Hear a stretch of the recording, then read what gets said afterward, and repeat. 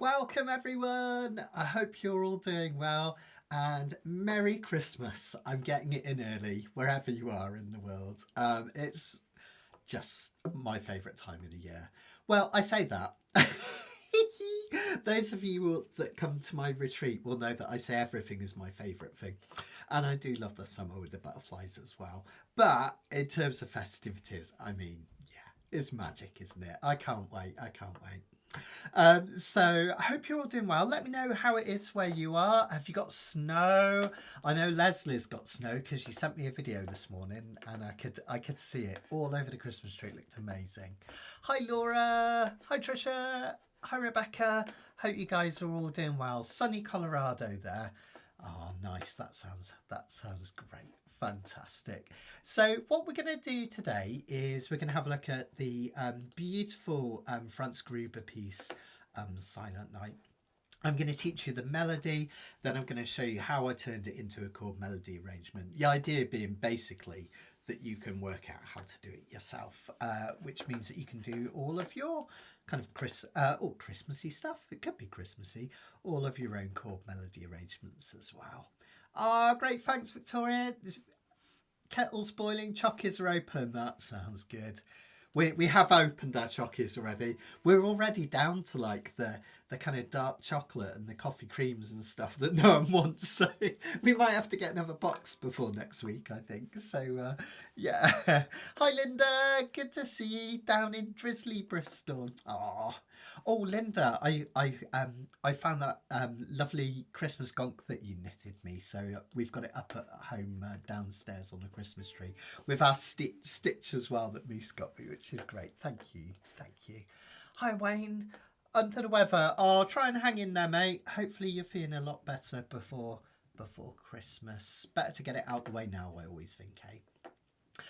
So just to keep you in the loop, so we've got our live workshop this afternoon that we're doing now, obviously, and then we've got one more thing before Christmas. We've got the part 2 of our live Christmas jam. I don't know about you guys, but I had a whole heap of fun on Monday doing loads of Christmas songs with you. I know I went through them quite fast, but it wasn't a traditional kind of capella. It's really just a chance to all play together and have a bit of fun. Oh, right, coffee and dark are favourites and coconut. Oh, that is perfect. That's what you want then, isn't it? Because they always get left till last. So you can hog the oranges and the strawberries and stuff first, then you get all the nice ones left for you. Perfect. Love it. Hi guys, really nice to see you all. Really nice to see you all. So as I say, yeah, next Monday we've got our last canna and then I'm going to be off for some family time. It's been a crazy busy autumn and summer and autumn, as you know. So I can have a little bit of time out, but I'll be back on January the 5th, raring to go. And I've already done the sheets for the next Canna. I'm very excited about that. Just waiting on Karen's brilliant, fascinating facts, and then I'll put those up in the next week or two. So we're ready to go. So January the 5th, we're back for our first Canna. And then we're actually going to do that week, even though it wouldn't be our normal week, we're going to do a fortnightly workshop then as well. I've really got into the singer, I can never pronounce it, I hope I'm doing it right, Lorfei. I think she's absolutely brilliant, and so we're going to take a look at one of her songs from the start, and we're going to kind of do it in a jazz style and look at kind of all sorts of fun picking techniques and stuff. I'm also going to have a question and answer as well for everyone from beginners to advanced, so that should be fine. That should be fun, not fine, fun as well. Okay, let's get cracking for today then. Hi Sarah, hi Wayne, hi Erin Essence. Hi Shell. Let's get cracking for today then. I'll bring the sheets on. If you haven't already downloaded them, you can get them in the usual places from my PayHip. You'll also find them if you're a member in the members area of the website, so you don't have to pay anything for them. You get them with your subscription. So let me just have a little playthrough actually before we start, so you can get some kind of idea of how it's sounding. Oh, hi Rich, hope you're doing well. Happy Christmas, bud. Happy Christmas. Okay, so it'll sound something like this when we've put the bells and whistles on it. Don't worry if this seems, I don't think it should seem crazy tricky, but if it does, don't panic. I'm going to show you way simpler ways to do all this. Okay, so.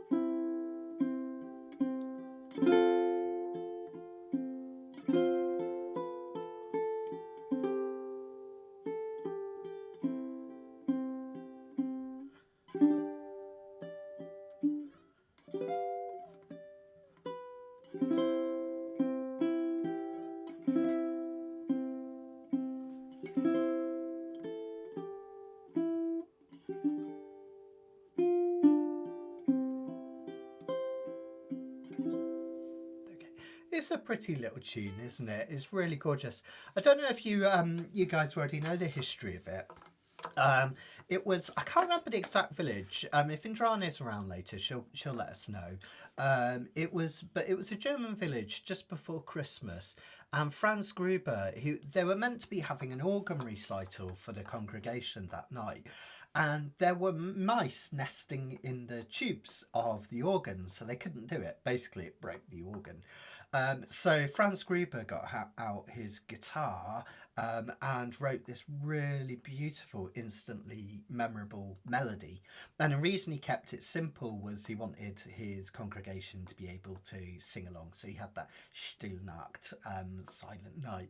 And I just love that if it wasn't for these little mice in the church organ, we might never have one of the most beautiful Christmas songs ever written, in my humble opinion. So there we go. Oh, hi Karen. glad to see you made it. I hope you're doing well. So let's have a look at what's going on here then. What we'll do first is we'll work on the melody. I want to talk a little bit about reading of this music. If you've not done tablature or sight reading before, don't panic, because I'll show it you in detail and you can kind of see how everything's working. This song is in the key of C. And what we could do is just play through the scale of C major just to get us going. Let me show it you. Most of you will probably know this from if you've done any of my courses. If not, don't panic. We're just going to pick the C string, 2nd fret for D, an open E string, an F note here, 1st fret, G at the 3rd fret, open A string, 2nd fret for B, and 3rd fret for C. Okay, so that gives us 1, 2, 3, 4, 5, 6, 7, and then we get the octave, hence the number 8.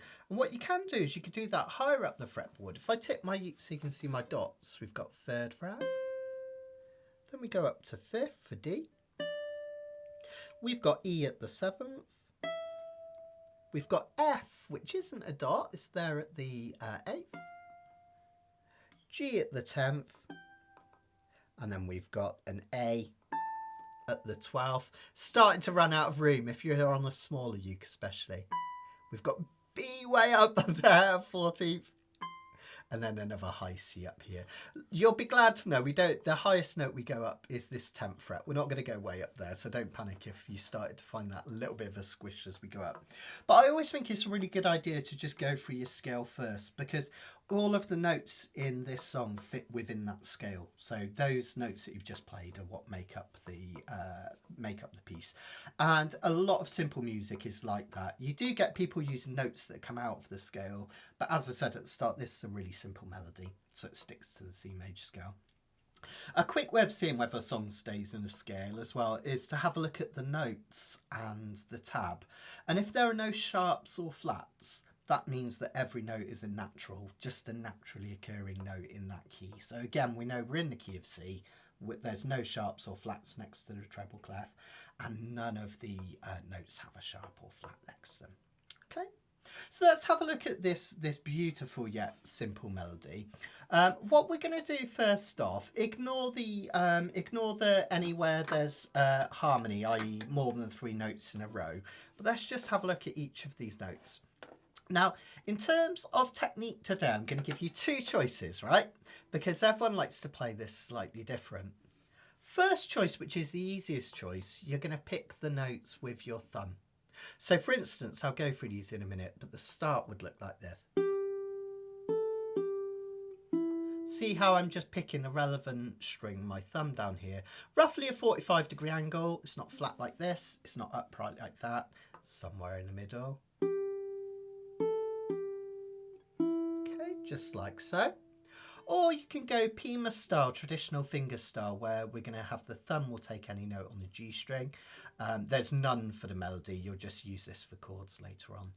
Index finger C string, middle finger E string, and ring finger A string. You can plant the little finger on the soundboard if it helps, or you can float it, whichever feels most comfortable. So if I was doing it this way, I'd use this finger to pick the E string, ring finger for the A. Okay, a lot of people find that useful because your fingers are in the right places on the right string. Both have a slightly different sound. Let me do the start.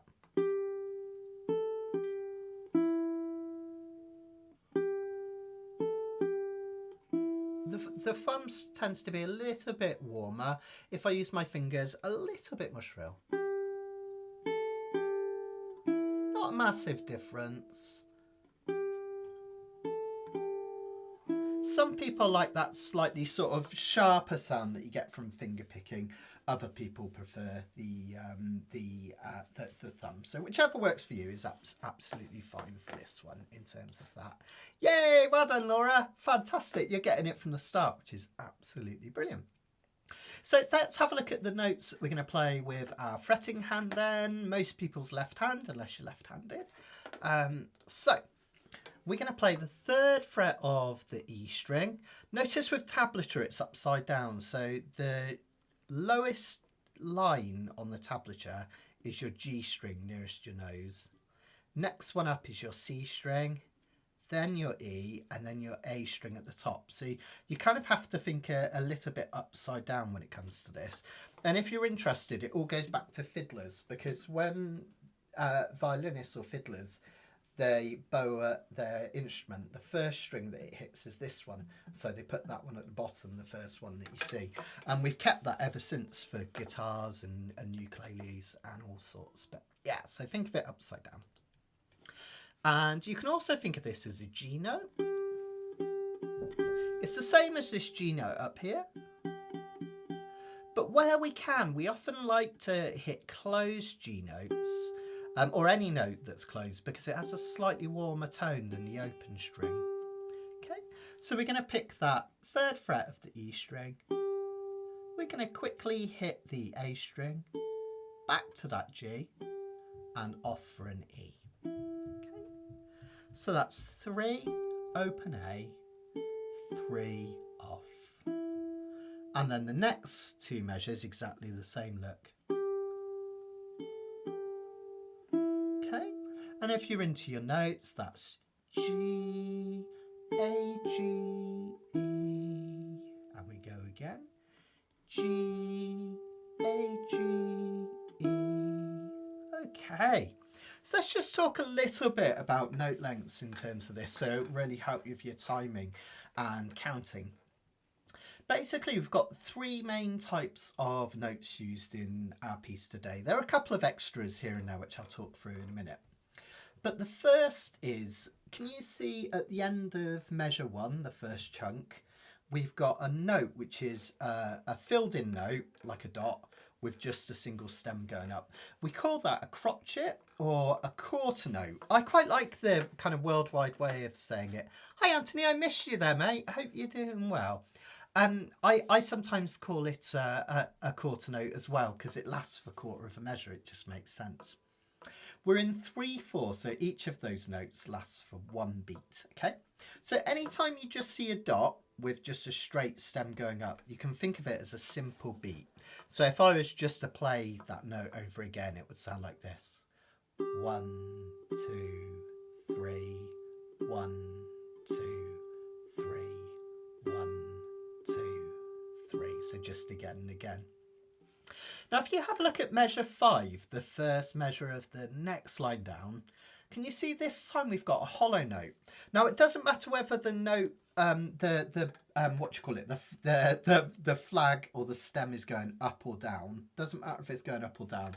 We only do that just to neaten up the score, but it's the same thing. So that note at the end of measure 5 is another one of those crotchets or quarter notes. But notice the one before it on measure 5 is hollow. And a hollow note with a stem means we play it for 2 beats. So that measure, can you see we've got the 5th fret of the A string, because it's the one at the top, which is the one nearest the floor. Okay, and we're going to pick the 5th fret because there's a 5 written on it. And the first one we're going to pick for 2 beats. 1, 2, 3. And the next one for 1 beat. So 1, 2, 3. Okay, there we go. So that gives you two of the main notes that we're going to use throughout it. Now you can do all the rest by using maths. So any note that has a dot next to it, just don't worry if you don't remember this, doesn't matter, right? You'll still be able to play this. But if you can remember it, any note that has a dot next to it lasts 1.5 times its normal lengths. So 1.5 times its normal length. So the first note in the whole piece is, instead of lasting for 1 beat, it lasts for 1.5 beat. Okay. The next note, see it's got a little flag on the top, that's a quaver or an 8th note. It basically lasts for half as long as a normal crotchet or a quarter note. Sorry guys. So that's lasting for half a beat, and then the last one is just a standard quarter note or crotchet, so 1 beat. So basically what you've got is 1.5, half, and then 1. Now, how do you count that? It's awkward, right? Isn't it? How do you count that? Well, the way we count half beats is, imagine that rather than saying 1, 2, 3, imagine we're counting 1 and 2 and 3. So a whole beat would be a whole beat would be 1 and 2 and 3 and. So the way we count these dotted ones is we count them as 1 and 2, because that's like 1 and half. It gives you a little bit, okay? So what we do for this first measure is we play this first one for 1 and 2, and then the short note afterwards we hit on the and afterwards, and 3. So that'll sound like this: 1 and 2 and 3. And then the next note on the next measure, it would normally be 2 beats, but because it's got a dot, it's 3 beats, because 1.5 times 2 is 3. So that we just 1, 2, 3. So the way to count this first bit is 1, 2 and 3, 1, 2, 3, 1, 2 and 3, 1, 2, 3. Does that make sense, folks? Hopefully it does. Let me know. I feel like I probably made that more complicated than it needed to be, but sorry guys. But hopefully if you're just getting into kind of reading, that can be really useful.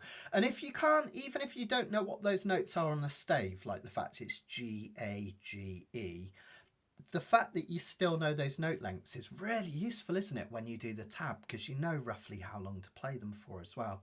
Most tablature, they space them out in a logical way as well. So you've got that note at the start, then about 3/4 of the way to the next note, you've got the next one, which kind of gives you an indication that it's a shorter one, right? And then you've got a full beat. So let's give that a go then. Okay, so we're going to go 3rd fret of the E string for G, open A, back to that G, and just take your finger off for E.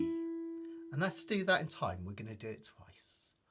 1, 2, 3. 1, 2 and 3.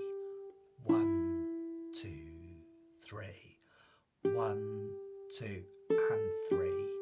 1, 2, 3. Fantastic, right? That's absolutely brilliant.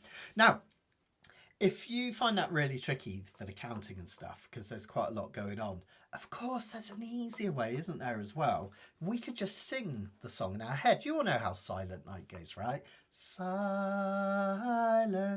Night. So sometimes what I'll do is I'll actually sing it as I play it. Sometimes in my head, sometimes out loud. Silent Night, 2, 3. Holy night. So that's another way that you can work out where you are with a song. As long as you know the melody, you can sing along with it, and that will help with the timing as well, particularly with these awkward counts like those halves. So yay, thanks Trisha. Me too, I was never good at maths. I was always good at the arty subjects, but maths, yeah, wasn't my forte. So it's amazing how much in musical language it is mathematical, but thankfully it's, I guess it's just like fractions or something, isn't it? I guess the way of thinking about it. So that's your first line. So we're getting there already. Then we go on to the next line where we're going to go up to this 5th fret. And that's a D note. This one's C. And that's a D. A bit like this is a low C. And that's a low D. This is a high C. And a high D. Okay, so we're going up the fretboard now. So we're going to hit this at the 5th fret. And what you want to do is either use your little finger or your ring finger, because that allows you to reach back to the 2nd fret afterwards, like this. Okay, just gets you thinking about position, right? Now this one, we've got 2 beats of the first note because it's hollow. 1, 2, 1 beat of the next because it's not. And then 3 beats of the next one because it's hollow with a dot. So that's 1, 2, 3, 1, 2, 3. And then we've got the same thing on the next notes, which are C notes, and back to that G. 1, 2, 3, 1, 2, 3. Okay, really nice.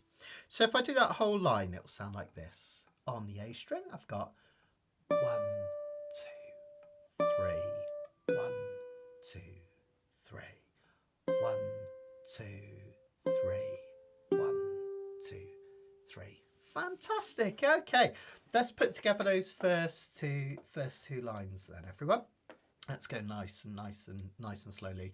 Luckily, most of the melodies on the E or the A string here, so you should find this relatively simple once you get the hang of those lines as we go. Oh no, Karen, I hope you're doing all right. I hope you're doing all right. I hope it's all making sense across all those devices. Okay, right. So from the top, 1, 2, 3.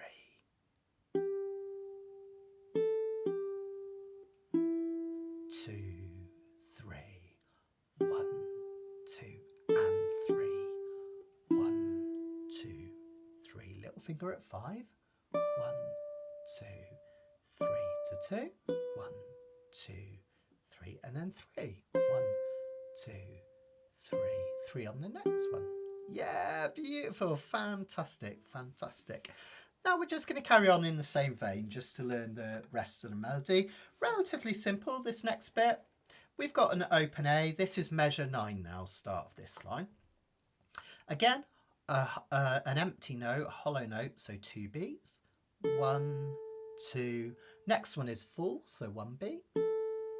Then the next measure is the same rhythm that we're doing for the first and the third measures up here. So you're going to hit the 3rd fret for 1, 2, and 3. Okay, so that next note comes on the and. 1, 2, and 3. Okay, so from measure 9, that will sound like this. 1, 2, 3.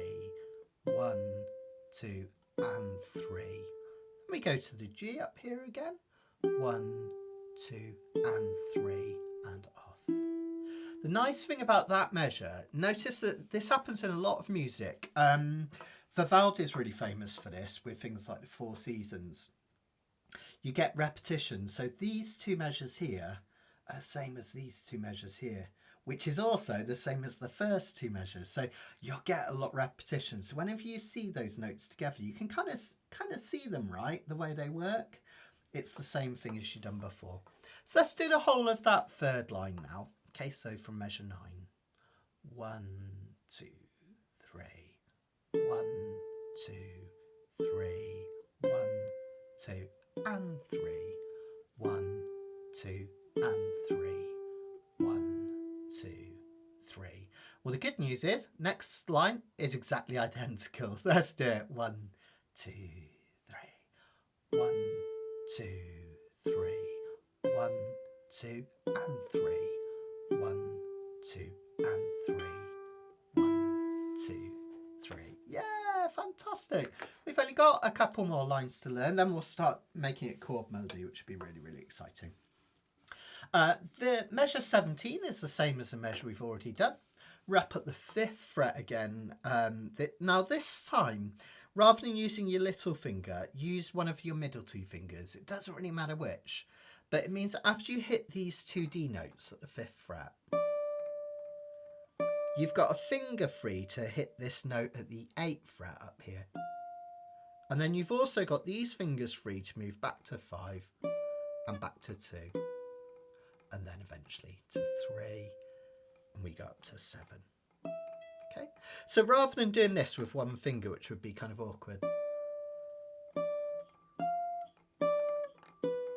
And also it doesn't sound that great, right? Because you're cutting out the note. If you think I'm going to use one of these middle ones,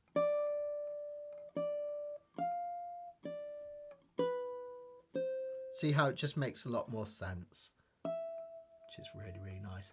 Now for the more advanced, when I do those last 2 notes, the 3 to the 7, that's C2 and E, C2 and E, yeah. That one is a rare occasion where I do keep my finger down for both notes. Do you hear in between the note you get this little legato-esque slide? It's very subtle. Boo, ba-ring. Kind of goes up, doesn't it, as it goes up. So I purposefully keep that in. So from measure, I can't quite read it because it's behind something, but at the start of the page it will sound like this.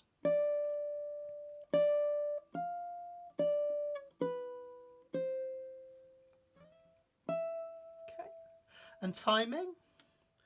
1, 2, 3. 1, 2, 3. 1, 2, 3. 1, 2, 3. Let's do that together. 1, 2, 3. 1, 2, 3. 1, 2, 3. 1, 2, 3. 1, 2, 3. Fab. And then the bottom line, we're back to the C note, 3rd fret. G note, open E. All those notes are the same length, aren't they? They're all just crotchets or quarter notes. 1, 2, 3. And then we've got the same rhythm we've been doing all the way along. 1, 2 and 3. And we're off for that low C. When you do measure 22, I like to use my 3rd finger here, because that leaves these ones free. To hit the 1 and 2, that's an F and a D. G, F, D, and an open C. Okay. So bottom line, 1, 2, 3. 1, 2, 3. 1, 2 and 3. 1, 2, 3. Now see that last note, it's tied. Can you see it's got, looks like a kind of smiley face almost, doesn't it, underneath it and above it. When you get a tied note, it just means that the note lasts longer than the measure, so more than 3 beats. And because everything has to add up mathematically, you can't have a note that lasts longer than the measure. You have to think of it as like 2 notes, but you only play it once. So once you hit that final note, where is it? There we go. Sorry, just trying to come here. 1, 2, 3. 1, 2, 3. It kind of rings out for almost 2 whole measures, doesn't it? 2, 3. 1, 2, 3. But we only pick it in the first of the 2 measures. 1, 2, 3. 1, 2, 3. And then we're done. Yeah, beautiful, right? Well, let us know how you got on with that so far, just learning the melody. Let's see if we can put the whole thing together. I'll try and get my mouse in the right place so I can flick between the pages quickly, but there might be an ever so slight pause as we flick. I've not quite got this computer program that I use to work with a foot pedal. I've got a foot pedal now, but it doesn't seem to sync up with this, which is annoying. So I'll do it the old-fashioned way. Hopefully we should be all right. So let's go right from the top then, and I'll go nice and slowly. Let's get it on close cam so you can see what I'm doing. Here we go. 1, 2, 3. 1, 2, and 3. 1, 2, 3. 1, 2, and 3. 1, 2, 3. String nearest the floor. 5, 5, 2, 3, 3, 3 on the next string. That's it. Open A. 1, 2, 3. 1, 2, and 3. 1, 2, and 3. 1, 2, 3. 1, 2, 3. 1, 2, and 3. 1, 2, and 3. 1, 2, 3. 1, 2, 3. 1, 2, 3. 1, 2, 3. 1, 2, 3. 1, 2, 3. 1, 2, and 3. 1, 2, 3. 1, 2, 3. Yeah! Now, don't worry if you went wrong or you lost your way there. Remember, with all these lessons, just teaching you how to play something. So you're not necessarily expected to play along live, as long as you understand how that tab works, how you hit those notes, how to count them. And if you forget any of that, just watch it again. You'll be absolutely fine. Don't forget, if you're one of my members, and nearly all of you are, I know, if you check your emails, about a month ago when I did the Black Friday deal, do you remember I sent you that ukulele reference book? If you didn't get the email and you remember and you want to find it, if you go to my website, click on the menu for more, and then click members area, thanks. Members, thanks. Make sure you're logged in when you do it. You'll see there's a reference book there with all sorts of information, chords up the neck, scales, everything in it, and it's a really useful resource. It's free.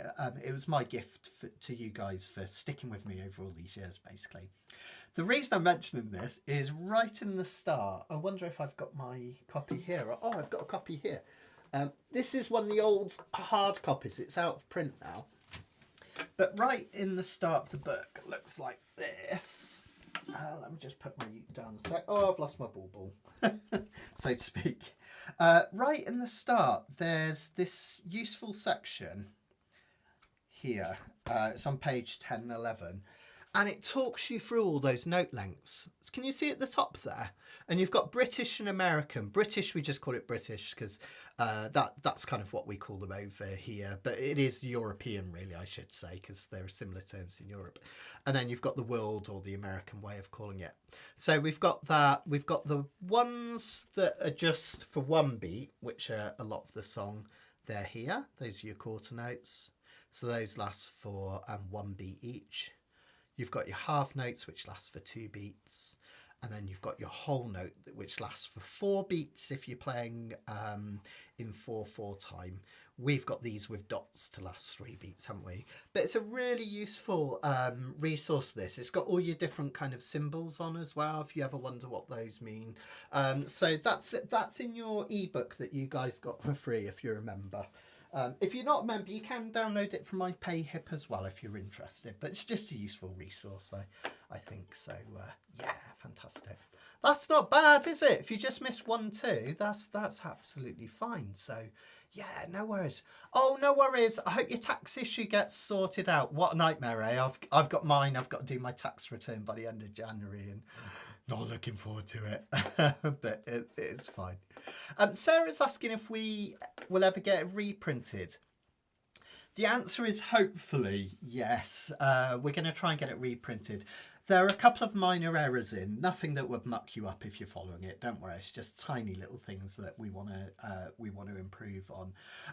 But what we're going to do is hopefully we're going to get it put on Amazon print on demand, so I don't have to then pay someone to get 500 copies. So you order it and then they print it and send you to it. But hopefully that will allow us to bring us back in print, which would be really, really good.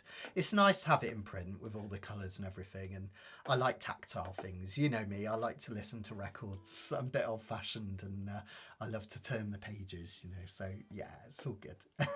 Thanks guys. Okay then, right.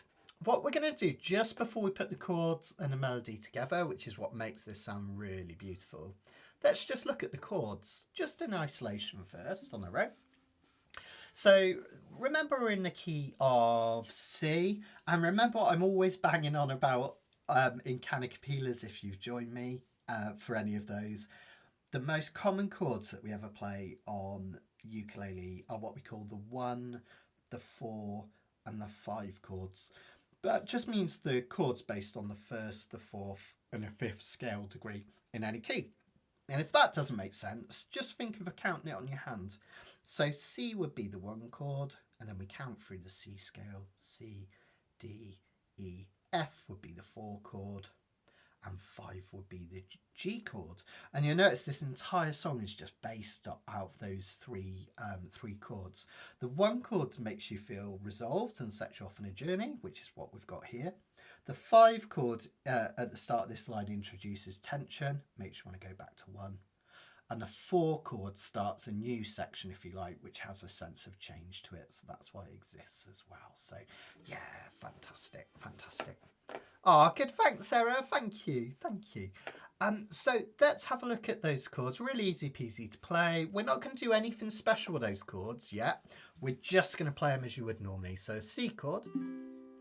Now, if you want to get a really nice strummed version of this, because you might want to sing along with a backing singer, or you might want to play along with a backing singer, a really nice way to play in 3/4 time is to do a down strum with your thumb, followed by 2 light down strums with your fingers or your nails, keeping them really light. So a forceful down strum and then 2 light down strum with your fingers. I'll show you what I mean.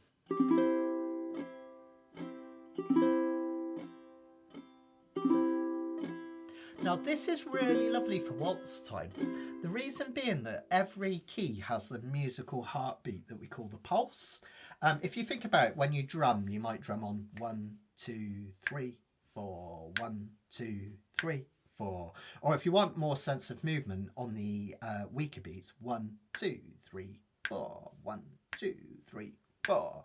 Well, when we do 3/4 time, we only have 1 pulse per measure. 1, 2, 3.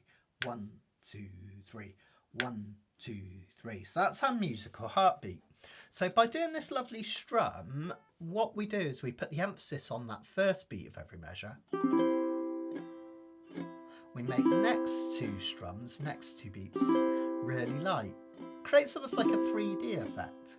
Okay, so if you do that on every measure, that will sound really, really lovely. So just think of the measures here, the little vertical dividing lines as little chunks, and literally we can just count along. 1, 2, 3, 2, 2, 3, 3, 2, 3, 4, 2, 3. Then we've got 2 measures of G, 2 measures of C, 2 measures of F,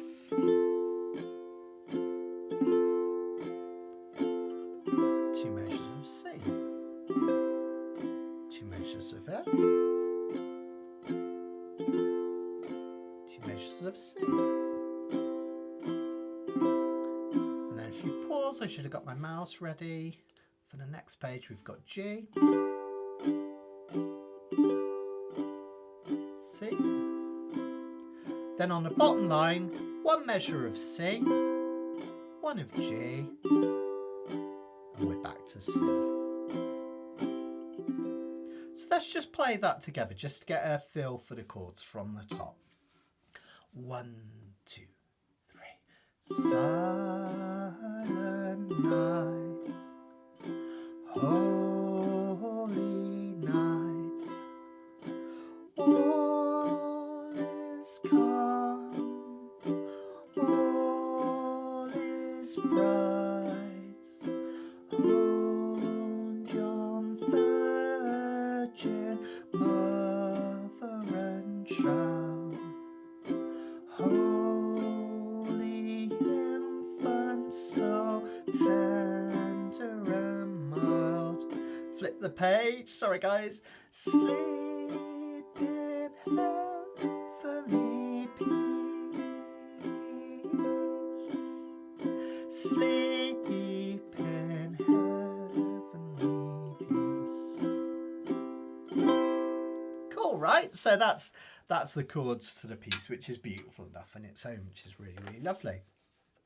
But what do we want to do? We want to put the two together and we want to make it sound really superb, which is the exciting bit, which comes next. Just let me take a quick slurp. It's not eggnog or anything yet, just plain old milk. Whenever I'm at home for an extended period of time, I don't know why, I take up drinking milk. I think it must be the child in me. But trouble is I put on weight, so... Between that and the Christmas dinner and the chocolates, I'm going to be twice the weight, I think, come January. But that's half the fun, right? We can head to the gym in January, it's fine. Anyway, enough of my troubles. Let's start putting the two together. Now, just before I do, just a quick note. You might notice that I've got a high G arrangement and a low G arrangement. In terms of the tab, i.e. what you physically play, there's no difference between the two. It's just that I wanted to be a bit of a pedant, and when we play a low G chord, or a low, if we play a C chord, say, to the 3rd fret like this, which is what we did at the start. I'll talk you through that in a minute. But when we play a high G, we've got one high G and another high G. Okay, but even though we do exactly the same thing on the low G arrangement, just to make it technically correct, notice on the actual musical score, we've got a high G and then a low G, which is that lowest note at the start. So basically, all I'm saying is, if you're following the tablature, it doesn't really matter whether you do the high G or the low version or the low G version. The main thing is we want the simple version first, which should be on page. I think I might put them the wrong way around. Let me just have a look. I think that's actually, let's go back to, that's that low G, that's that low G. Sorry guys, I'm just making sure I find the right one. That's that one. Oh no, I did put them in the right order. Yeah, sorry guys. So page 4 for this one. Okay, here we go. Make that a bit bigger. So there's a couple of ways you can tackle chord melody arrangements, so playing chords and melody at the same time. The first is we can put chords in the gap. So, and I could do that. I haven't done that today, but I could do that. So here, gap, gap, gap, gap, gap. So one way of creating this chord melody would be to play the chords we just played wherever there's a gap, like this.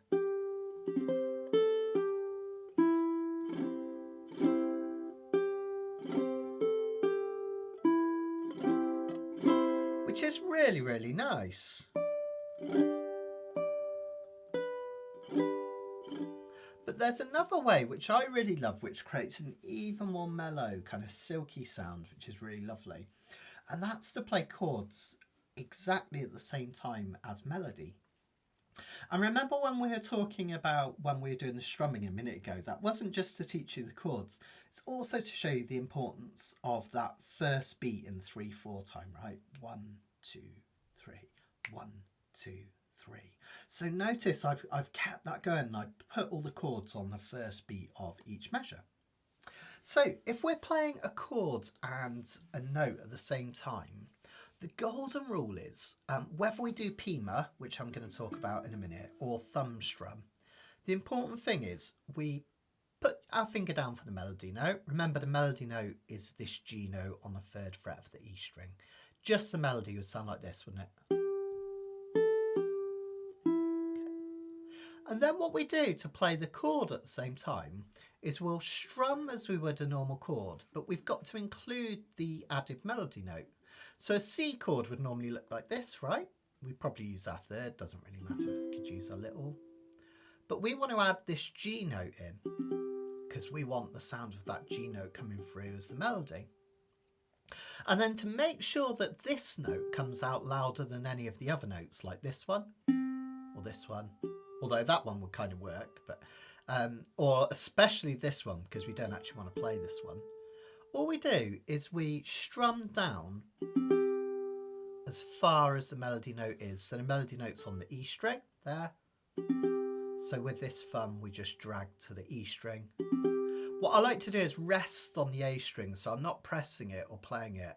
I'm just stopping on it. It stops me accidentally picking it by accident, and it means I dig in, so this note comes through really loud and clear.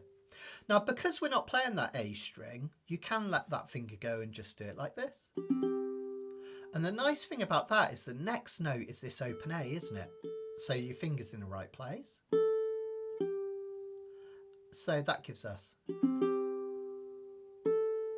that's the first bit. See how we're getting the sound of a chord there, and we're getting the notes. Now the melody note on the next note is this one, an open E, just that third string down open. So again, we would play a C chord because we want to hear a chord, but we stop once we've hit that open E. Okay, and it's really clever. If I just do that really simplistically,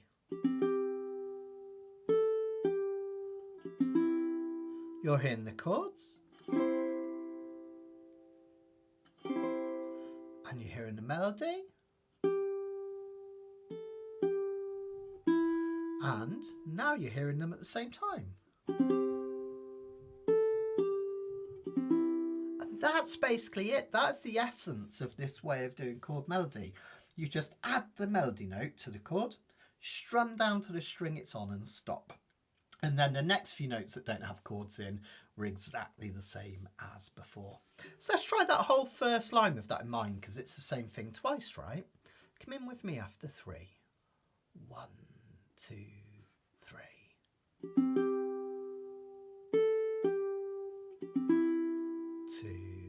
3. Off.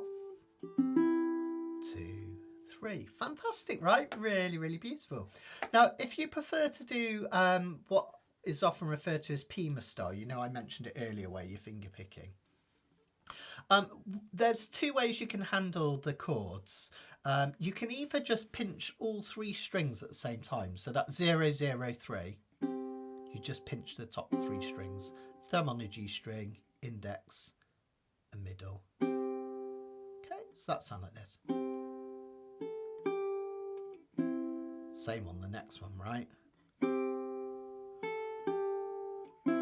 But if you want it to sound really terrific, one of my favourite things to do is what we often call a rolled strum. Okay, and what we can do is we're going to roll the thumb, then this index, then this middle, one at a time. So instead of, we get, do you hear that? It's very subtle.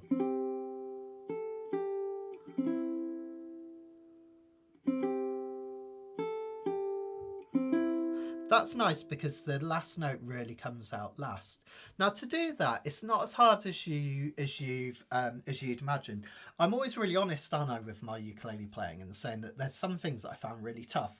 And this was one of the things that I really found tough over the years. And I've told this anecdote a million times, so you've probably already heard it. But I went out to Hawaii to do some work and some holiday as well with my family. And I went and I had a slack key guitar lesson with Jeff Peterson, one of my good friends and a lovely, amazing guitar player. But the thing that stuck with me is he showed me that the importance with rolls is not to overthink it. Often we try and like peel our fingers off in a certain order and we try and do all sorts of fancy techniques. But the best way to learn how to roll is literally to do it in slow motion and think of it literally as 3 notes. Like that. Okay. Then you do it a little bit faster. And you can practice that, you know, you could do a few minutes every day. And then you go a little bit faster again. And that's basically it. When you get to a certain speed about there, it's not as fast as you'd think. People try and do it really fast. That's it. You get there and it's ways in, you think so.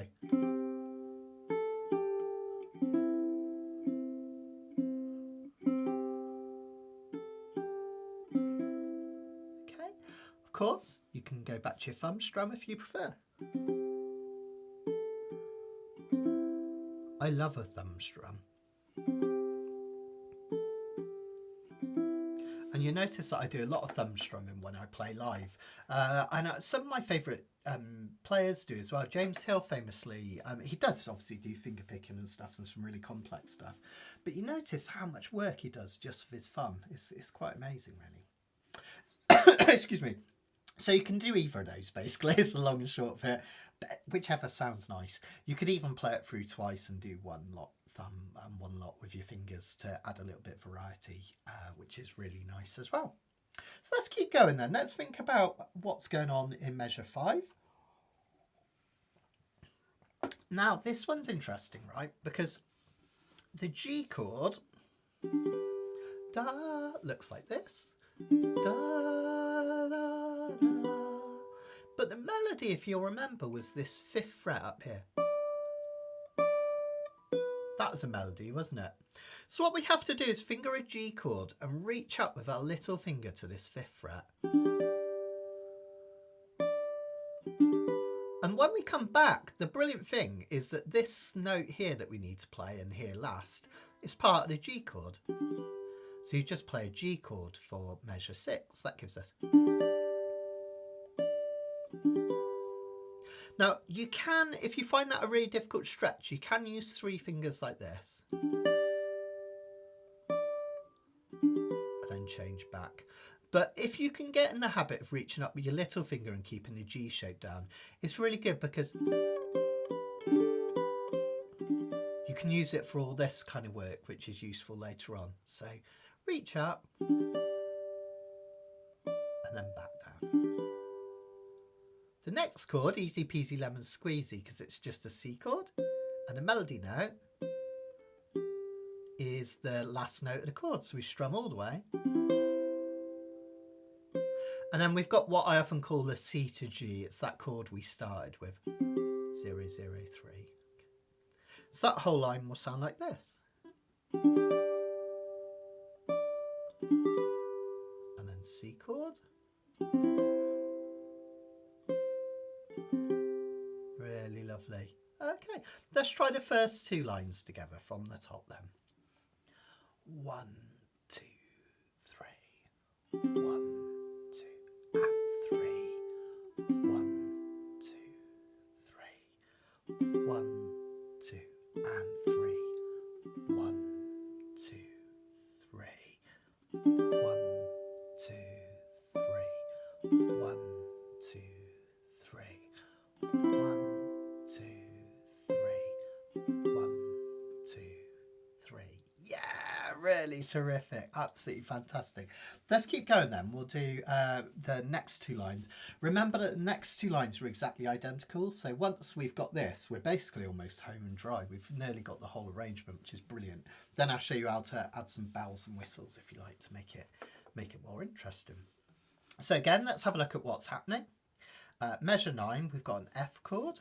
Now remember here, the melody notes were these 2 open A's. And then 3 2 off. Okay. So the great thing is, again, it's just perfect because the melody note that we want to hit is the last note that we hit when we strum an F chord. So we can strum that all the way. Then we're going to add our little finger down, or your ring finger, whichever feels most comfortable. For me, it's my little finger. If I use my ring finger, it pushes this one out of place. I use my ring finger here. That gives me this F chord with the high C in it, which is still an F chord because there is a C in an F chord. Normally we play it there.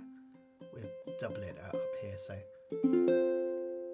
Now, here's something that I'm going to be a real pedant on, but hopefully it will really, really help you. Whenever you're playing chord melody and you've got a chord followed by a couple of notes, it sounds really nice, even if it's not indicated to do it, to keep that whole, as much of the chord down for as long as possible, because then it smooths everything out. I'll show you what I mean. So if I play this chord with this finger here like this, if I then take everything off to do the 2 and the 0, the B and the A, Notice that I lose the sound of the chord straight away and it's quite jarring. I really exaggerated it then, do you hear it? Which is no good, right? But if you keep this shape down, it's still ringing out as you hit those two notes, which smooths everything out. So I hit the 3, the C note with my little finger. I use my ring finger for the B note, that's the 2. And I take it off the A, so. Then I've got another one of those C to a G's. We've played this measure before. And then the next line, we do it all again from the F chord. Little finger down, 3, 2 off, C to G. And open top 3. Really nice, right? Let's put those 2 lines together from measure 9, start of the 3rd line down to the bottom. 1, 2, 3.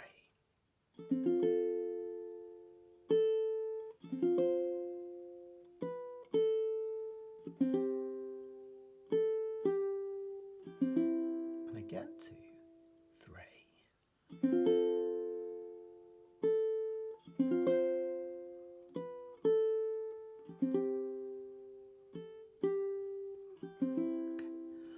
On to the final page. Now this is where we do go quite high up the fretboard. This bit's a little bit more tricky, but with a bit of practice you'll be absolutely fine. So what we do is we take this G chord and we put our little finger here on the 5th fret of the A string, a bit like we did a minute ago, didn't we, with that other chord, which gives us the sound of a G chord but with this high D note. Then we're going to go way up here. We're going to bar the 7th fret with our 1st finger. And with our 2nd or 3rd, I like to use my 2nd up here because it gives me a bit more room. We're going to bar the whole of the 7th fret, 2nd finger on the 8th fret of the A string. If you really struggle with the bar, just play the bottom 3 strings like this, which makes it easier. It's lovely, isn't it? Basically what we're doing is we're taking this D7 chord, 1, up until it becomes D7, D sharp 7, E7, F7, F sharp 7, G7. We still call it a G because the original chord is based on G, but this note here is kind of turning it into a G7. Don't sweat the theory too much though. Then we come back to 5 and 2. Okay, C chord all the way. And then a C chord at the 7th fret. Believe it or not, that's still a C chord.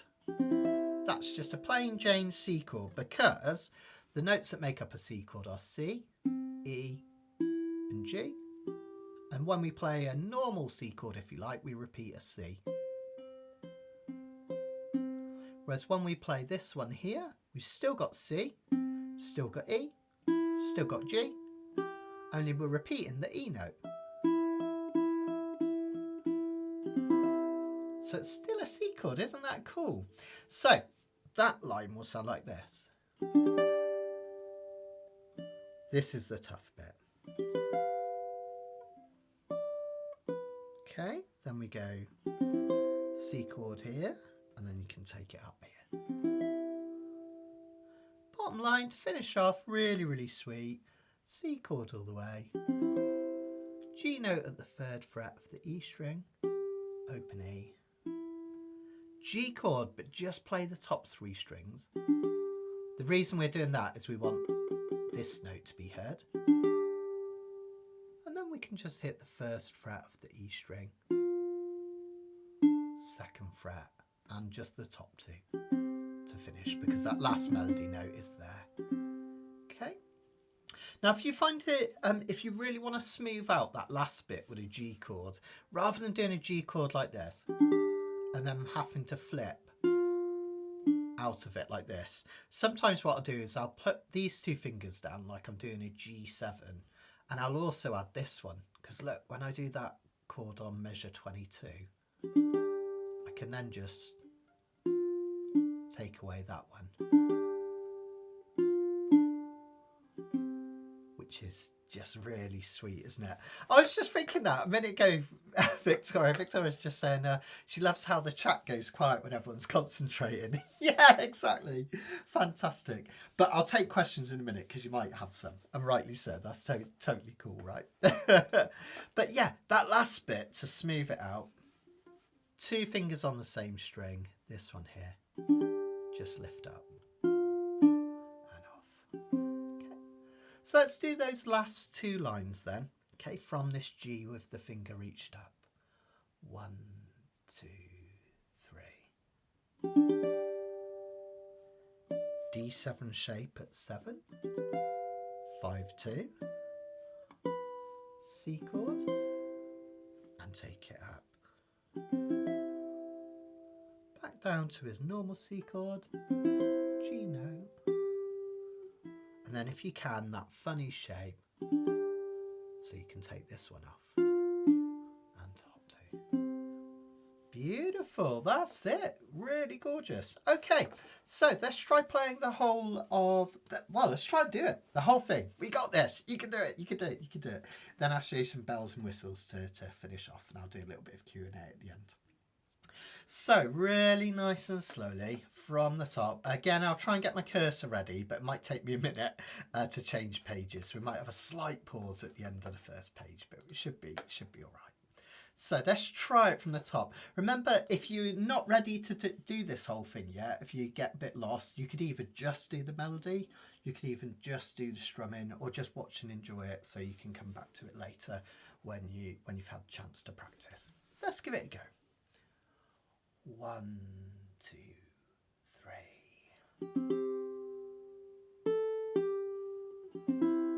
2, 3. 1, 2, and 3. 1, 2, 3. G with your finger. 2, 3. Just normal G. 2, 3. Normal C. 2, 3. C to G. 2, 3. Normal F. 2, 3. 2 off. C to G. Then we do it again. Normal F. Bottom string. 3, 2 off. And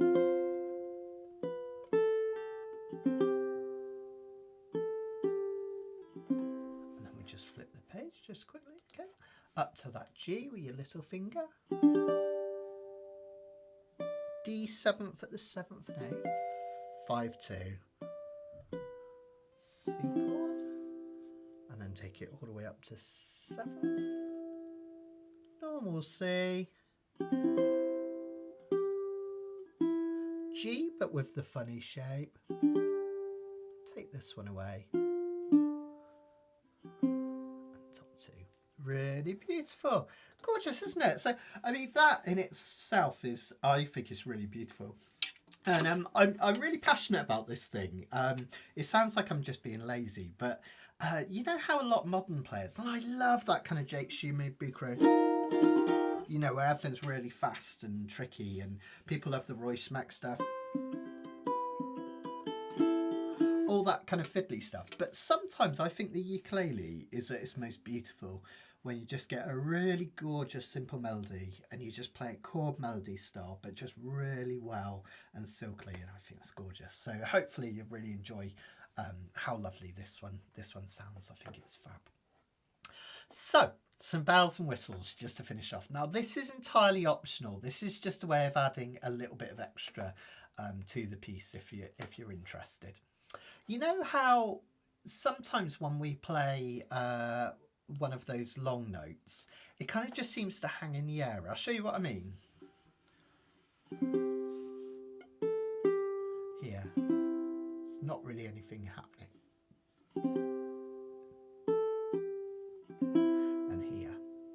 And what is sometimes really nice to do is just to fill in those gaps, but simply, okay? If we do it really complicated, it's going to steal away from that beautiful and pure melody. Nicking Trisha's words there. That came up at just the right time, Trisha. So we're still going to keep it simple because we want that melody to shine through. But just to add a little bit of interest and keep the kind of rhythm going, what I'll sometimes do is just add some extra notes in. And what I've done is, if you have a look on the score, remember you don't need to sight read. This is just to show you which ones I've added in. If you have a look at the musical notation, the ones that I've added, I've put down stems on. So you can see that they're another, we call that another voice. It's almost like we've got two voices playing. We've got the first voice, which is like the original chord melody. And then we've got this second voice, which is like an accompaniment. You often get that in music. I was talking to Leslie about this recently. Like if you look at measure 6, this is really funny as came up, Leslie. I didn't do this on purpose, but we were talking about this, weren't we? If you have a look at measure 6, we've got a rest at the start of measure 6 and then 2 notes. And you think, well, how can that rest exist? Because there's a chord there and you can't play nothing and a chord at the same time. But what it is, it's 2 voices. The rest is for the accompaniment voice, which just goes. And the chord is for the main voice, which does that. And when you put the 2 together, we keep the rest in basically, which is really, really sweet.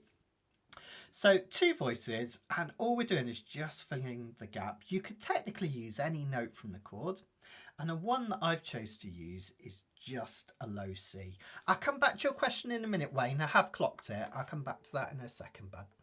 So the original sounded like this. A big gap. Now this is simple and effective. All I'm going to do is after the first note of every other measure, I'm just going to pick this C string lightly with my thumb. Now the important thing is, because we don't want to ruin that lovely pure melody, we need to keep it light. If we go, it'll be really obvious. So we would just want a nice... And what is nice about that is it keeps a beat. Have a listen.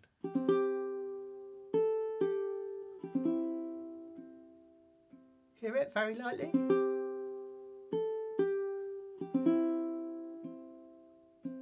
It's really nice. It's kind of like a little accompaniment. It's almost like the bass note of a piano. When I play the G on measure 6, I do exactly the same thing. Just keep my fingers where they are here. I just hit that C string really lightly. Same on measure 8.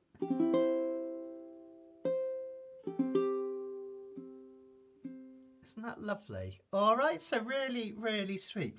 Let's try the first 2 lines with that in mind. Then I'll come back to Wayne's question as well. 1, 2, 3.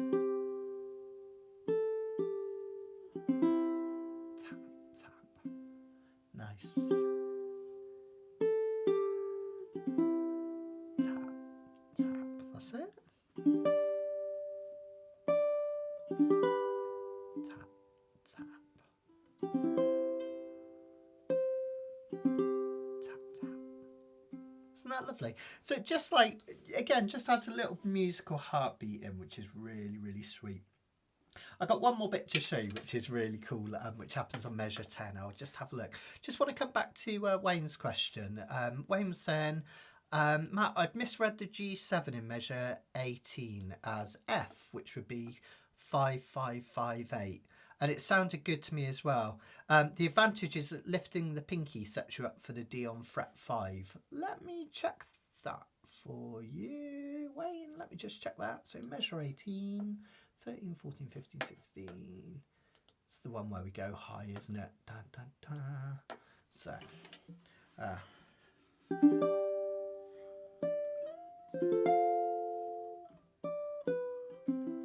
oh, that's a really interesting question, that, Wayne, because it does work with the F chord that where you bar it.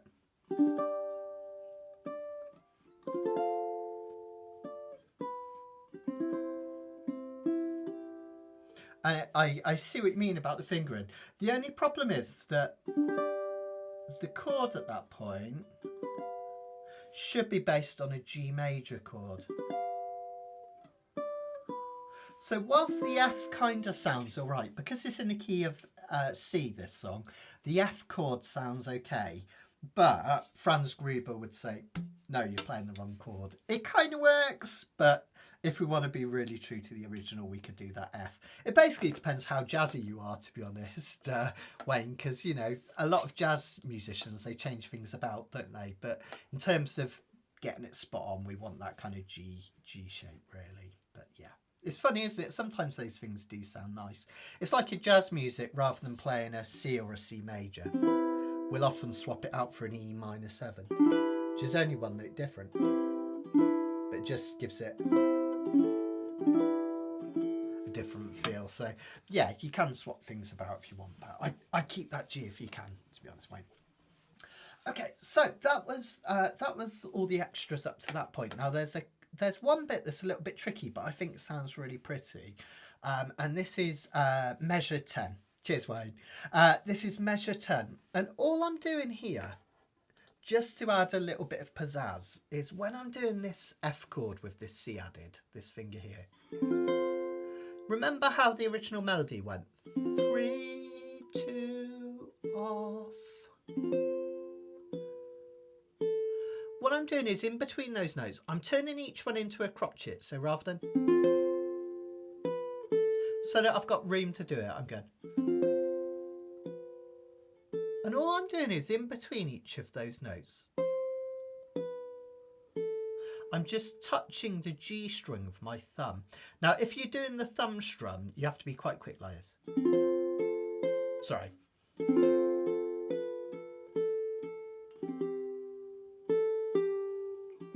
I'll do that again on the next measure so you can hear it.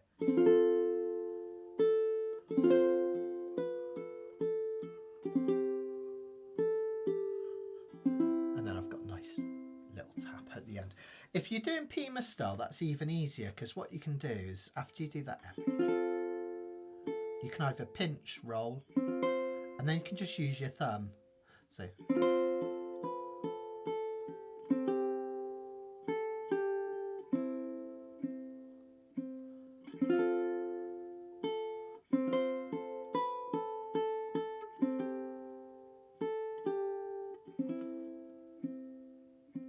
Which is really sweet, and it just adds, again, it's you don't have to do that if you're kind of more kind of intermediate or beginner and you struggle with the chord melody. I wouldn't worry about these bits, but if you want to show off, basically, because they sound nice, you can whack these in. All right, it's just something I put in just for fun. I think it sounds pretty, but you don't have to do this.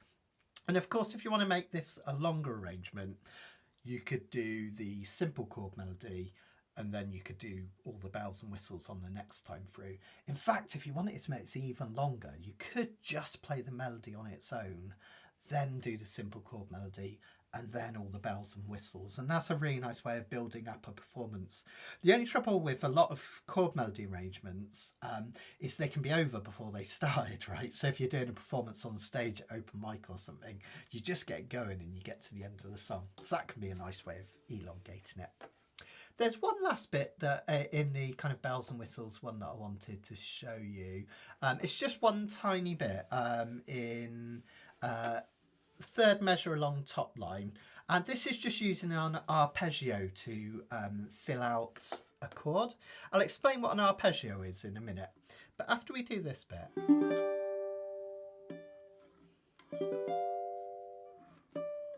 when we do this C chord here, instead of just leaving it and then going up to the 7, what I do is I play an arpeggio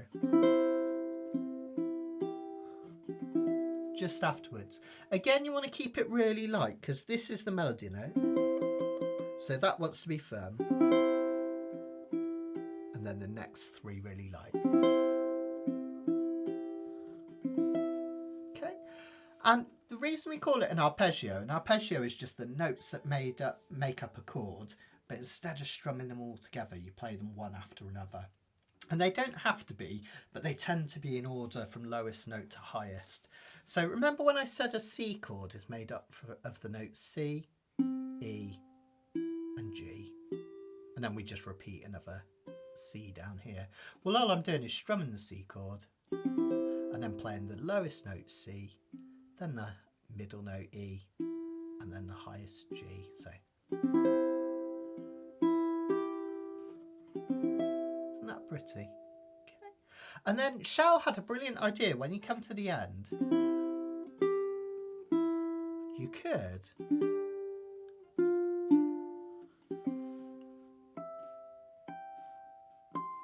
add some beautiful harmonics. That could sound really gorgeous. Now, we're getting proper advanced now, right? I know it's like, could be a bit crazy, but let me show you how to do them because they sound really, really cool. Just quickly for those that fancy a real challenge. Yeah, I like the harmonic notes there. They sound really nice. I'll actually add the high C as well, Shell.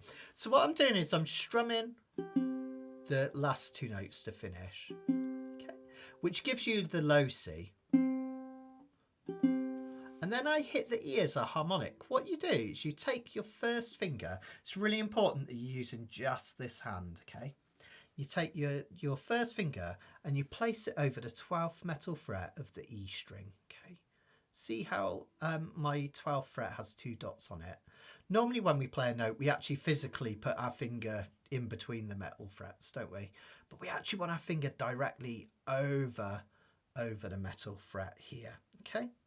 And what we do then is our thumb goes behind it, and this is really tricky, but the thumb picks the string and then you lift off. If you pick too soon and keep this finger down, it will kind of muff it. If you take this finger off too early, you'll just get a normal note. But if you just take it off at the right time, don't press at all with this finger, just lightly touch the string, you'll get that harmonic. You could do one on the G up here at the 12th fret. And then if you want the high C, because we've got a finger down here on the 3rd fret, you have to count up 3 past 12, 13, 14, 15, and do the harmonic here. Basically, any time you're fingering a fret down here, you have to play the corresponding number of frets past the 12th fret. So you get this. Let me just look at what I'm doing a sec. Which is a really sweet way to end it. Isn't that lovely? It's cool, isn't it? Okay, so just to finish off then, I'll see about any questions and just tell you about some of the things coming up. Let's just try the whole of the chord melody arrangement with bells and whistles. If you find it tricky, just play along with the normal one, and you can even strum along with this as well. Colin, this one's oh, I love this this uke. It's made by Pat McGowan, who's a brilliant luthier over in the States. He's made ukes for James Hill and wow, all sorts, Elizabeth Pfeiffer, all sorts of musicians. And he always has these lovely moon headstocks, which I love. But yeah, this is an unusual one because it's got a slightly smaller body than tenor. It's not as small as concert, but it's smaller than a tenor, but then with a tenor scale, so it has a nice sharp. Victoria, just quickly, yeah. Victoria's just asking what is the notation to indicate a harmonic. Just trying to add them to my music. Good question. Now, basically, it's the same as normal notation. So you'd normally get a note. You get a note head in the same place as you normally would. But what happens is they make it kind of a diamond shape. I'm trying to see if I've got one in my book somewhere. I don't know if I put the note for harmonic. Might have done. Oh yeah, there we go.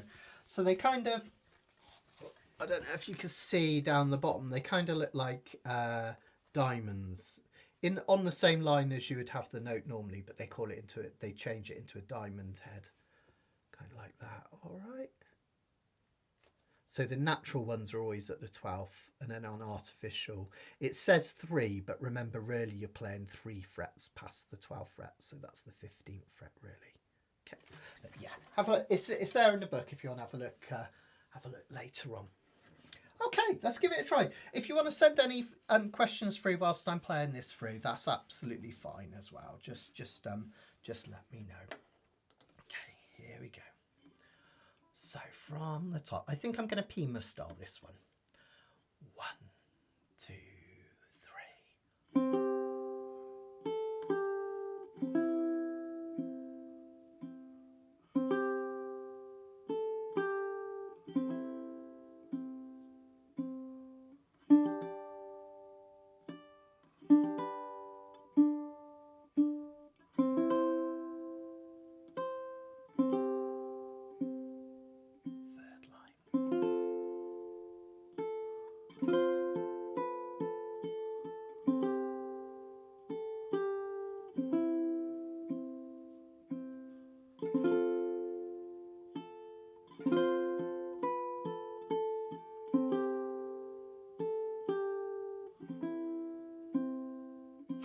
pause a second whilst I turn the page. Sorry guys, here we go.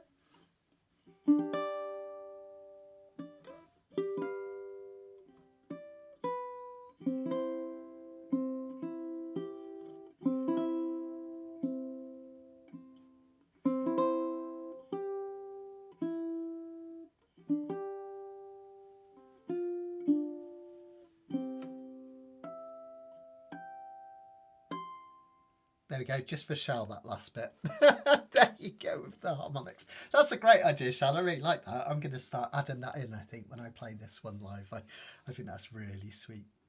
Well, let me know if you've got any questions, but also let me know if you enjoyed that, how you got on, which bits you found tricky, which bits you found okay, and yeah, just let us know how you get on. It's always really, really nice to hear from you guys. Just whilst I'm waiting for any of those to come through, I just remind you that we've got one more Canacapilla to go. It's the last thing this Christmas. I've got a couple of videos to put up, so keep an eye out for that later in this week. We've got the replay of this, but I'm also working on a couple of videos short, so keep an eye on Facebook for that. But after that, I'm pretty much going to sign off basically Monday evening. So Monday evening is going to be the last thing before Christmas for me, and we're going to have our Christmas ukulele jam part 2, playing songs out of the festival songbook, basically the Christmas retreat songbook, which is fantastic, by the way. Karen, really enjoyed that. And then I'll be back on the 5th of January for a new year Canacapilla, which is going to be really exciting. So as you guessed it, the theme is going to be a new start, so we've got some really cool new songs for you to learn at that one. I'll also have another workshop as well that week, I think on January the 7th as well. If you haven't already, you've got until the end of the week, because I'm going to be making it next Monday. You've got until the end of the week to send me your clips for the student video montage. If you're wondering what that is, basically every year I record a little video. It tends to end up being about 15 to 20 minutes long. And what it is it's all of us, basically. So all you students, whether that be someone I've taught one-to-one in the past, or someone that's doing my courses now, or someone that just takes part in a Facebook group, basically just come and say hello to your fellow students. So it's a 10 to 30 second video clip. If you could do it landscape, that's great, but vertical's absolutely fine as well. It doesn't really matter too much. And just keep it short, send a little greeting. It could be anything as simple as Merry Christmas from me, blah blah blah, and that's it. Or you could do a little Merry Christmas from me. You know, just keep it short, something really simple. And then I put them all together, and it's just so heartwarming to watch you all. It just really, honestly, it melts my heart. So do take part in that if you can, because it's really lovely. And all the old ones, I think I'm going to put them on the website. There's a link on Facebook to last year's, but I think I might put the old ones up as well, and put the links on the website somewhere. I'll let you know where, because it's really nice to look back and see how we've all changed, and you know who was around and who did one when and everything. It's really, really sweet thing to do. So that's going to be, get your videos in by the end of this week, and just send them. If you've got my email address anywhere, you can look it up if you haven't. Any of my email addresses will work, like members@mattsteadukulele.com, or if you want a short and sweet one that's easy to remember, just ping your videos to matt@theukeroom.com. You can also use the video submissions page as well, to send those along, and that'd be really fantastic. It'd be really, really great to hear from you guys. And we'll do the video premiere at the end of the Canacapilla. So hang around if you can. We'll keep the Canacapilla a bit shorter, so you don't have to wait forever, and then we'll have the video premiere at the end, which would be great. So yeah, fantastic. I think my family might be cursing my name when they hear my 500th attempt at Silent Night before Christmas Eve. Well, it could be worse, couldn't it? It could be, I don't know. It could be an annoying song. At least Silent Night is really, really lovely, isn't it? So we've got a couple of questions. Rebecca's just saying, how do you add volume to the harmonics? It's really easy to explain, but it's kind of hard to do, Rebecca. And it's as simple as picking a little bit harder with your thumb. So when you do that harmonic, let's say I'm doing the open E string. Okay. So what you want to do is keep this finger. Remember not to press, because otherwise that will quieten it down too much. It will sound dead. But have your thumb about 3 or 4 frets away. I find if I go too far this way, it gives me a quieter harmonic. Let me try and get that in the right place. And if I go too far this way, it gives me a quiet harmonic. Do you hear that? Really quiet. But if I go about 3 to 4 frets away, it seems to produce a really natural, nice, warm, louder one. And even though it's a quiet kind of jangly thing, do pick with a decent amount of gusto with your thumb. So light on this finger, but this finger you want to pick reasonably hard. You can do it quite hard actually. If I really exaggerate it, you can really dig into it. So this finger can be as light as it likes, but this one, pick quite hard with it. And you get a nice warm harmonic, which is lovely. So there's that one. Hopefully that's helped a little bit. Anthony is saying, hope it's not a daft question, Matt. Learning a song without any idea what the song sounds like. You can read the notes or tabs, but basically without. Yeah, I think it cut you off, Anthony, there. But I get your question. So if you've got if you're learning a piece and you've never heard it before, I'm going to be really facetious. We're friends, right, Anthony? So I can say this. I'm going to be really facetious. First thing, I know this sounds really cheeky, but listen to it. I know it's a daft thing, but it's really easy to just try and learn a piece without knowing it. And actually, I think one of the most important things about learning music is listening. So even if it's a piece you've never heard, see if you can find a version, ideally of someone doing it on ukulele.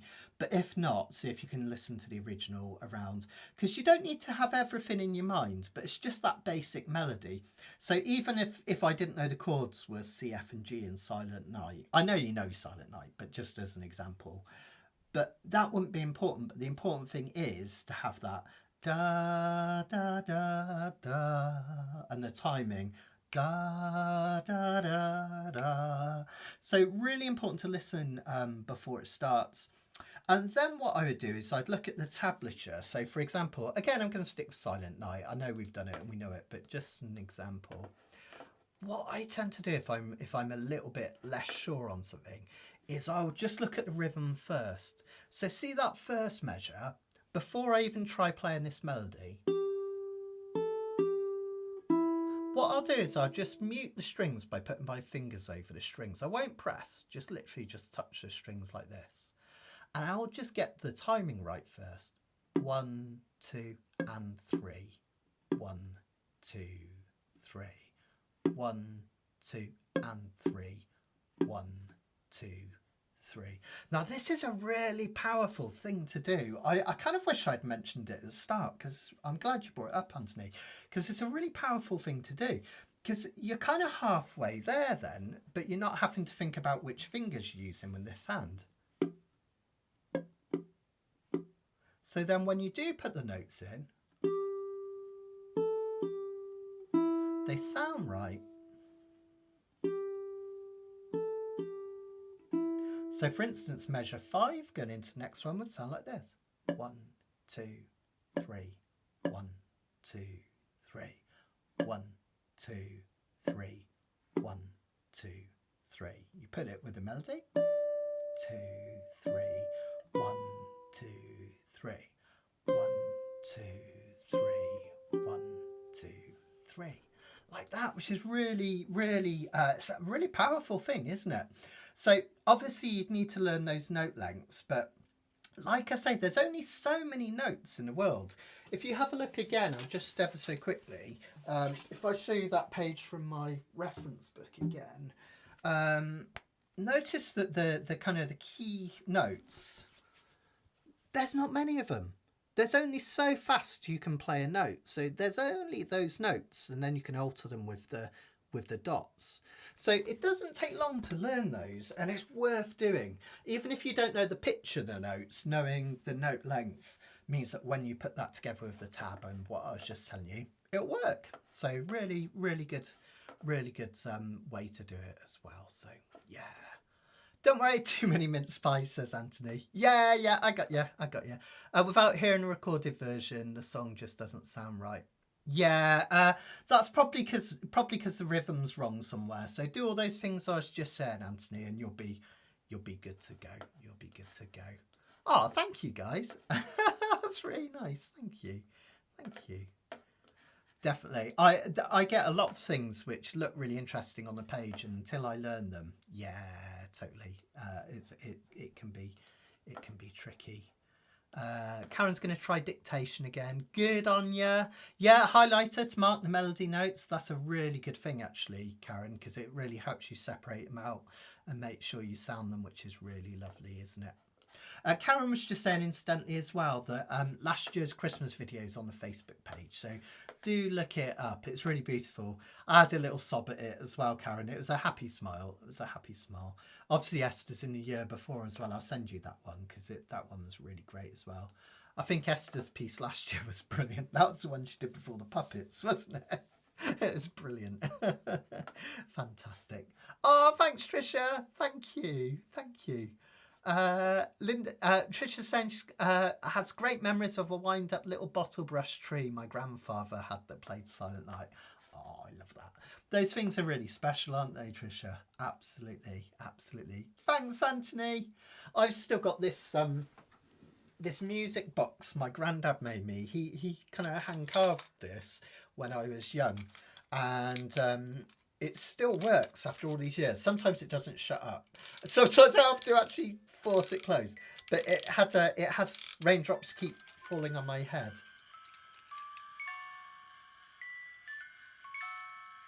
So that was made for me by my granddad. And this is like my treasured thing. So I love raindrops keep falling on my head whenever I play that. I just love it. Sorry, I just got distracted because I realised my key. This shows how old I am. My key ring from Bristol Poly was in there. Funny, isn't it? The things you find. Brilliant. Right, try and close that. No, it's not going to shut up. Never mind. We just have to have raindrops in the background. There we go. It's fine. Thanks, Richard. I hope you've had a wonderful year, and I hope you have a marvellous Christmas. Sarah, have a great time at Winchester Uke Jam. Say hi to all the ukulele players for me. I'd really appreciate that. I've got some friends at Winchester, so yeah, say hi to me. That'd be fantastic. Don't forget to join me this coming Monday for our final Canacapella of the year, which is going to be great. I'm going to have to try and close this. Hang on. Just so I can say this last message because it's really important. Just want to say, I know I'll see a lot of you on Monday, but just want to say a massive thank you to all of you for all your support this year. I couldn't do what I do without you. And I know sometimes these words sound really hollow and people say these things all the time, but I genuinely feel really humbled and grateful to be able to do what I do. I've never been very good at holding a 9-to-5 job, so you've really helped me out there, folks. And I love teaching uke, and I love teaching you guys, and it's such a wonderful little community we've built. So just want to say thank you for all of your support. It doesn't go unnoticed, and it really does mean the world to me. So much love from me to you and your families and friends. Have a wonderful Christmas and a happy new year, and we'll have a whole ton of fun playing ukuleles together in 2026. Had to think there for a minute. But come along on Monday if you can. I'll see you then. Goodbye from me and my granddad.